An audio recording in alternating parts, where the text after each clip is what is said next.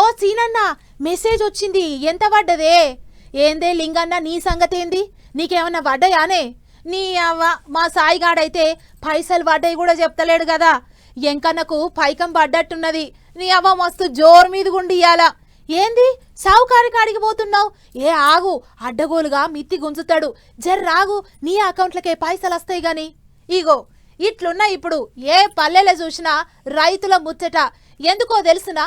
నేను చెప్పుడు ఎందుకు గాని చూడండి మరి మీరే. రైట్, రైతులు ఎగిరి గంతేసేటి వార్త. అవు రైతు భరోసా నిధులు విడుదల చేసిండు సీఎం సారు.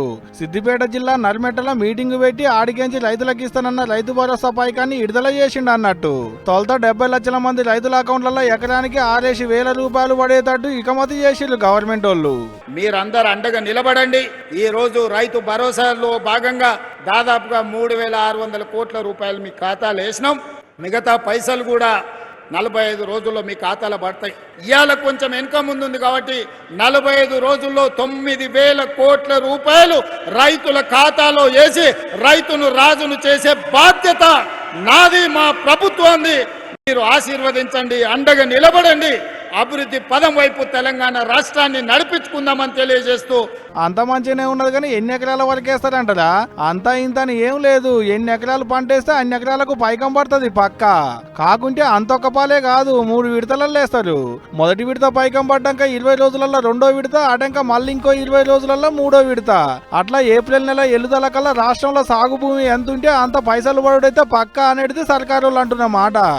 పంట ఎన్ని పంటలు పండించినా ఎంఎస్పీ కొనేటటువంటి ఏకైక ప్రభుత్వం రేవంత్ రెడ్డి గారి ప్రభుత్వం. అదేవిధంగా మీ కష్టాలు తీర్చేదానికి కేంద్రం మీద ఒత్తిడి తీసుకొచ్చి ఒక రాష్ట్రానికి ముఖ్యమంత్రి అయి ఉండి యూరియా కోసం 10 సార్లు కేంద్ర మంత్రిని ప్రధానమంత్రిని కలిసినటువంటి ఏకైక ముఖ్యమంత్రి రేవంత్ రెడ్డి గారు అని చెప్పి మీకు ఈ సందర్భంగా మనం చేస్తాం. సిద్దిపేట జిల్లా నర్మెటల రైతు ఉత్సవాల పేరుతో మీటింగ్ పెట్టి ఆడికెంచి రైతు భరోసా పైకాన్ని విడుదల చేసిండు సీఎం సారు. అంతేకాదు పామాయిల్ ఫ్యాక్టరీని సాల్వ్ చేసిండు కూడా. అటంక అంత తిరిగి చూసిండు సీఎం సారు. ఈ రోజు పామాయిల్ ఫ్యాక్టరీని దాదాపుగా 750 కోట్ల రూపాయలతోని ఈనాడు కార్పొరేషన్ ఆధ్వర్యంలో ఈ రోజు ప్రారంభించుకున్నాం. తుమ్మల నాగేశ్వరరావు గారు, రఘునందన్ రావు గారు చెప్పినట్టు తెలంగాణ రాష్ట్రంలో పామాయిల్ పంట ఈనాడు 3 లక్షల ఎకరాలకు చేరింది. 3 లక్షల ఎకరాలు కాదు, 10 లక్షల ఎకరాల పామాయిల్ పండించినా కొనడానికి ప్రభుత్వం సిద్ధంగా ఉంది.